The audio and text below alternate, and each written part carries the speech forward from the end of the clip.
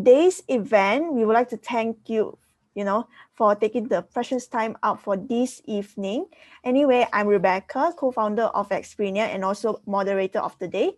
So today we are going to talk about the common business mistakes and how can entrepreneurs avoid them. All right. So before we start, I believe, each of you over here have very distinctive background. Maybe let's have a brief introduction from each of you before we begin with the questions. So shall we start off with Shelby, followed by Jaslyn, and then Paddy? Hi guys, Shelby over here.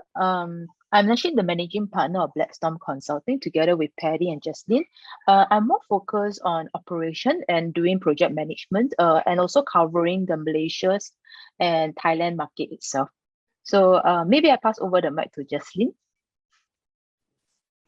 Hi, this is Jaslyn. Also from Blackstorm Consulting. So for myself, actually more involved in the business development side of the company, whereby I work very closely with like different partners, linking, our client out with certain partners to help them to scale their business. Okay, so a lot of my sort of context that we actually work with, for my case, the kind of project that I handle would be more towards the Taiwan side, bring in companies that land in Singapore, and that's where I actually work very closely with Shelby to actually push them out of Singapore. Yeah, so myself also, I actually run another business it's called Shine Apart. Basically, it's actually a very humble, small e-commerce business whereby we actually sell like jackets, or those like bright color clothes, online. Yeah, so it's called shineapart.com. Thanks for having me here over here. Okay, you forgot to say pass the mic to me. Yeah, so I was sitting down here waiting for you. Yeah, I'm only the last one, so you can grab it yourself, right? Okay, so my turn to introduce myself. Okay, so I'm Paddy Tan. So born in Singapore, basically a serial entrepreneur. I'm also one of the managing partner of Blackstorm Consulting. In fact, Blackstorm Consulting actually started off with one of the parent company that we spun off. That was about some time, almost about 2 years ago, and we spun it off. So for myself, is other than being a serial entrepreneur itself, I used to run my own startup. That's as early as 2005, and then I did my first exit in 2011, and that's pretty prehistoric. Okay, and then subsequently went on to invest in companies, startups, and along the way help to structure some of the businesses.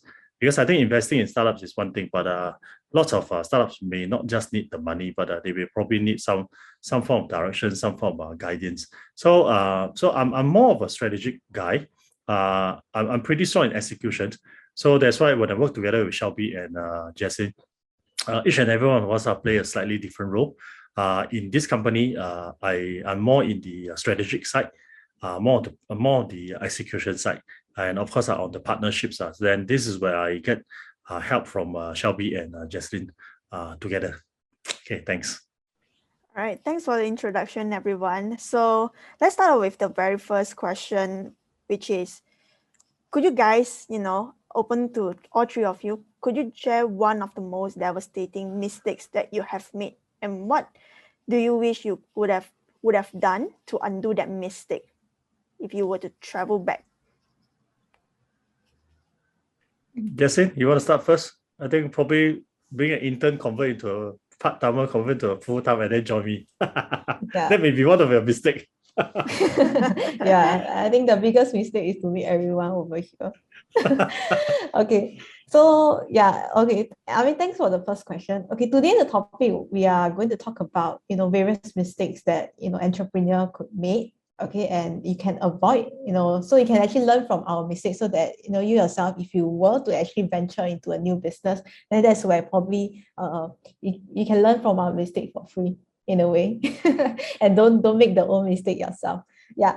So for myself, the journey is actually pretty different. Like what Paddy just now raised out, I actually started as an intern in the parent company of Blackstorm, which is a company that actually spun off Blackstorm Consulting. It's called Interventure. So that was the time where I was actually in university. So that was like last year of university. I took up an internship. Okay, made the biggest mistake. no Paddy, subsequently no Shelby. Yeah. Yeah, but after that I made another mistake, went back to school and come back again to take out a full-time role.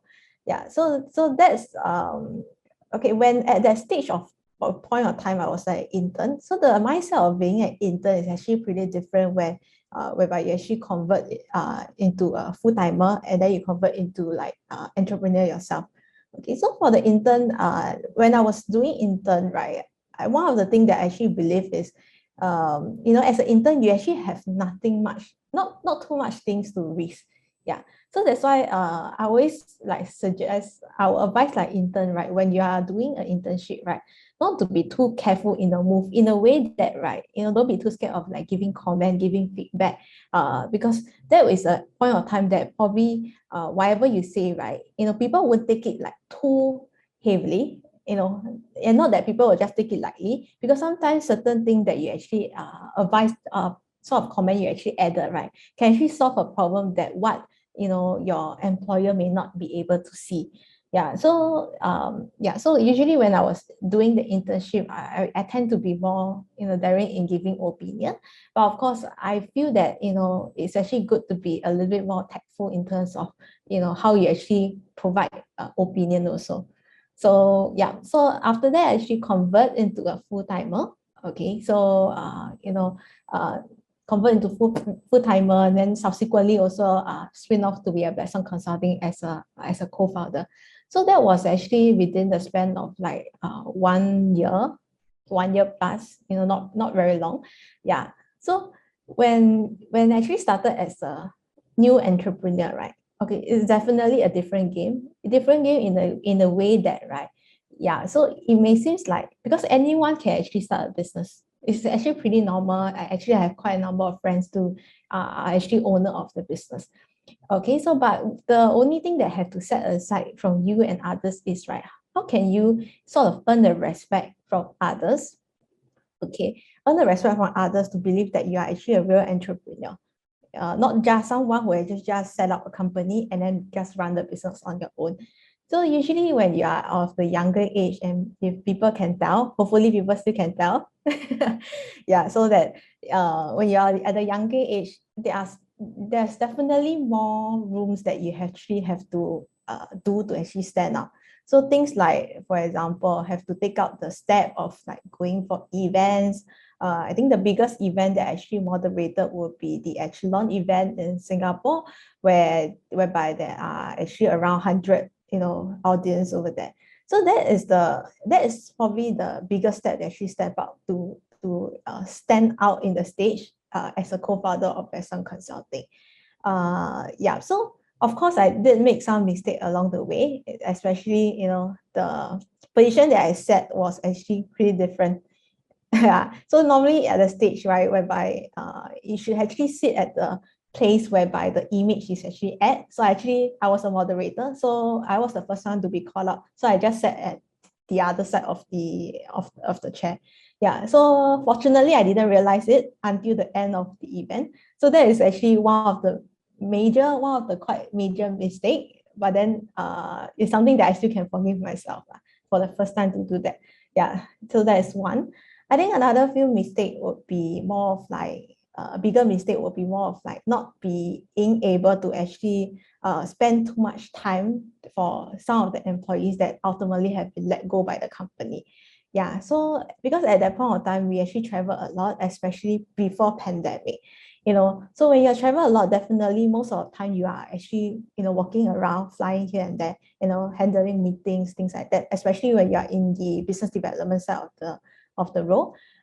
When you have new employees coming along with you, waiting for your decision or waiting for your sort of direction, right? It can come pretty hard for the employee if they are too polite and not being able to actually get hold of you to get some feedback, things like that. So actually, so in between, I think the biggest mistake was also not giving too much attention, not too much time to them, to the extent that they had to be let go due to lack of, unable to catch up, of performance, stuff like that.